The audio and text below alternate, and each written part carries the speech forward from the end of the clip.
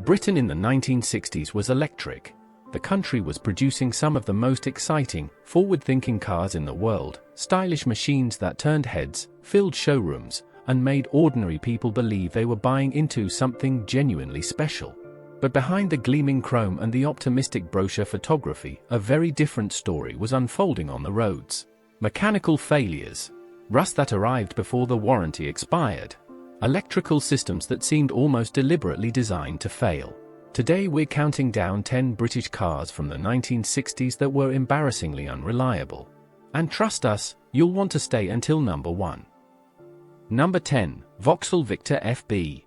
When Vauxhall launched the FB Victor in 1961, it looked like a genuine step forward. The American-influenced styling felt fresh and modern, and buyers who wanted a practical family saloon with a bit of visual flair finally had something to get excited about. Under the bonnet sat a 1.5-litre four-cylinder engine that looked straightforward enough on paper. But what happened next shocked owners almost immediately. The Victor FB developed a reputation for rust that spread faster than word of mouth could warn new buyers. Sills, floor panels, and wheel arches would begin corroding within the first year of ownership. Combine that with an electrical system prone to mysterious failures and a cooling system that required constant attention, and you had something that tested even the most patient driver. Would you have trusted this car for a family holiday knowing what owners discovered? The rust alone was embarrassing enough. But the next car on our list had problems that went far deeper than surface corrosion. Number 9. Hillman Imp. Hillman's Imp arrived in 1963 carrying enormous expectations. The British Motor Corporation had the Mini, and Rootes Group was determined to compete with something equally clever. The rear-mounted Coventry Climax-derived 875cc aluminium engine felt genuinely innovative, and the car's compact dimensions made it ideal for urban Britain. Buyers were charmed. Then reality arrived. The aluminium engine was extraordinarily sensitive to overheating, and the cooling system, relying on a thermostatically controlled fan, proved chronically unreliable. Head gasket failures became so common they were practically standard equipment. The rear-mounted layout also made maintenance awkward, which meant problems were ignored longer than they should have been. Owners reported breakdowns within the first few thousand miles, and the frustration of watching a supposedly clever little car strand you roadside was very real indeed. Can you imagine choosing this over a Mini and watching it fail repeatedly? The Imp had promise. It just couldn't keep it. And the next entry promised even more, and delivered even less. Number 8. Austin A60 Cambridge. The Austin A60 Cambridge arrived in 1961 as a sensible, respectable family car. Nothing flashy, just solid, dependable British transport for the ordinary family. That was the promise. The 1.6-litre B-Series engine had been around long enough that buyers felt reassured by its familiarity.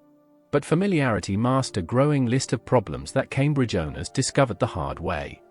Electrical gremlins were a constant companion, courtesy of the Lucas electrical system that mechanics had already started calling the Prince of Darkness. Gear linkages wore rapidly, the bodywork was disappointingly susceptible to corrosion, and the braking system required more faith than engineering inspires. Owners who expected reliability found themselves on first-name terms with their local garage. For a car sold on dependability, failing to deliver that single promise was a particular kind of embarrassment. How frustrated would you feel buying a car specifically for reliability and finding the opposite?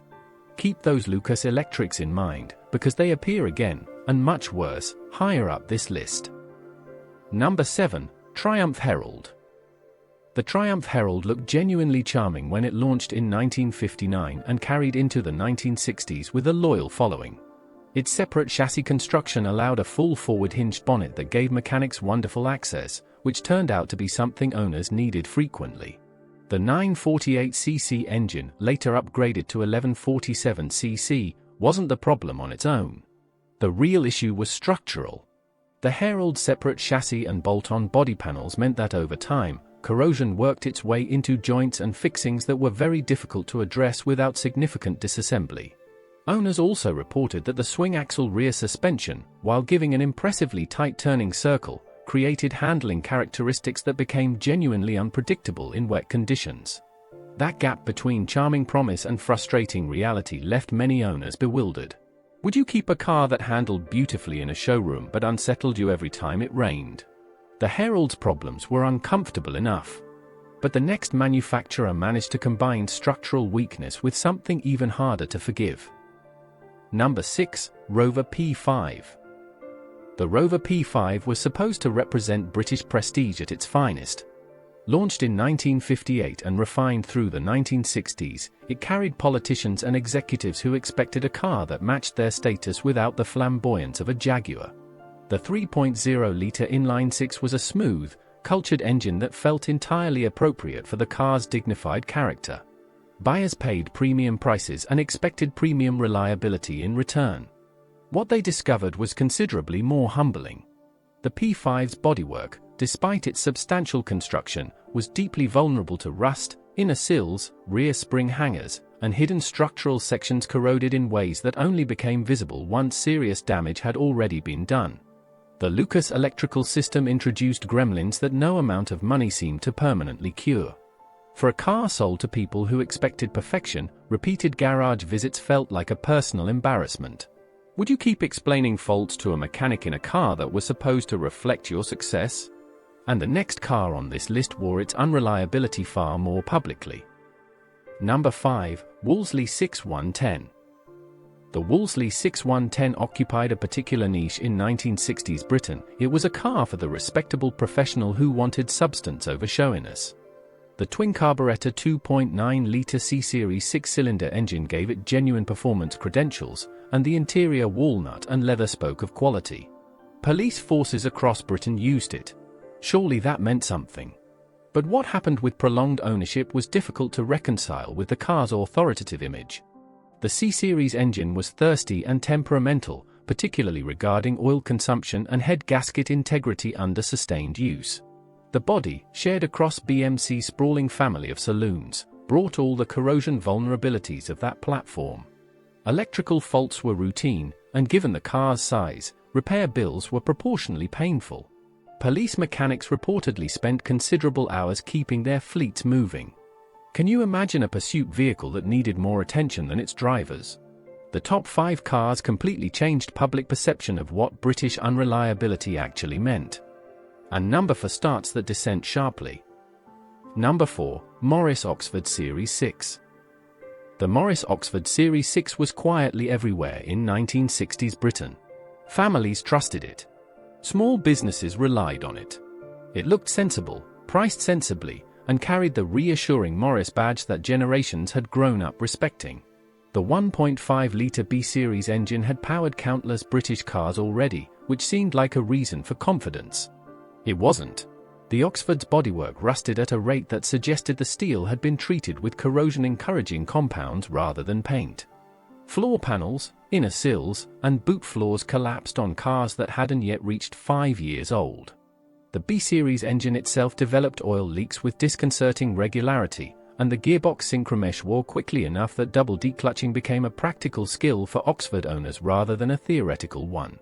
For buyers who trusted the Morris name completely, the betrayal was personal. These weren't exciting cars that failed dramatically, they were mundane cars that failed mundanely, which was almost worse. And number 3 made even the Oxford look robust.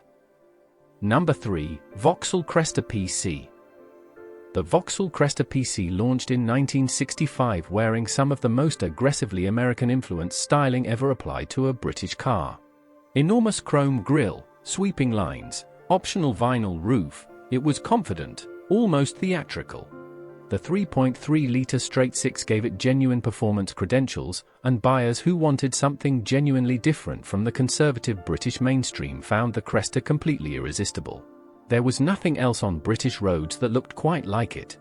What they found afterwards was considerably less entertaining.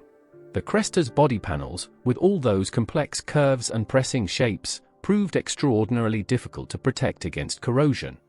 Rust attacked the lower panels and rear wheel arches aggressively, often within 2 years of purchase. The engine consumed oil at rates that required monitoring on every long journey. Electrical reliability was poor, and the sheer size of the car made repairs expensive. Worst of all, that dramatic styling made the rust highly visible to everyone. And if you think this is bad, the final 2 entries are on another level entirely. Number 2. Austin A110 Westminster. The Austin A110 Westminster arrived in 1961 carrying genuine ambitions. Here was a big, proper British saloon, long wheelbase, leather seats, walnut dashboard, and a 2.9-litre C-Series inline-six producing 120 brake horsepower. It competed with Humbers and Rovers for the executive buyer who wanted substance and status without the Jaguar price tag. The brochure made it look like exactly the right choice. Long-term ownership told a different story. The C-Series engine developed persistent oil consumption problems and was notoriously sensitive to cooling system neglect, with overheating capable of causing serious and expensive damage. The shared Farina bodyshell brought every corrosion weakness of the BMC platform with it. Front wings rusted through on cars that were barely 6 years old, which owners of a prestige saloon found deeply humiliating. The Lucas electrical system introduced faults that appeared and vanished without logic or pattern. For buyers who had trusted the Westminster name, the betrayal was personal and expensive. And the car sitting at number 1 made the Westminster look like a model of engineering integrity. Number 1. Austin Maxi. The Austin Maxi arrived in 1969 carrying the full weight of British Leyland's ambitions. Here was a spacious, 5-door hatchback with a novel 5-speed gearbox, a roomy interior, and engineering that should have made Britain proud. The 1.5-litre E-Series engine was brand new, the concept was genuinely ahead of its time, and the launch campaign positioned the Maxi as the car that would define British family motoring. What followed was catastrophic. The E-Series engine suffered from chronic overheating and head gasket failure at a rate that defied explanation. The 5-speed gear change was so mechanically vague and unpleasant that journalists publicly described it as the worst gear linkage ever fitted to a production car. Build quality was inconsistent in ways that suggested assembly had been rushed, and early cars required repeated dealer visits before reaching acceptable function. Owners felt not just disappointed but genuinely deceived. British Leyland had promised the future and delivered a breakdown waiting to happen. The Maxi didn't just fail its owners.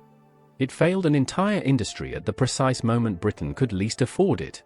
10 cars. 10 stories of expectation meeting reality in the most painful way possible. Britain in the 1960s was capable of genuine automotive brilliance. The Mini, the E-Type, the Lotus Elan proved that without question. But for every triumph, there were manufacturers cutting corners, rushing launches, and asking buyers to fund the development process themselves. The cars on this list weren't driven by bad intentions, they were driven by ambition that outran execution. And in some cases, the damage to trust lasted far longer than any warranty. Let us know in the comments which of these cars surprised you most. We'll see you in the next one.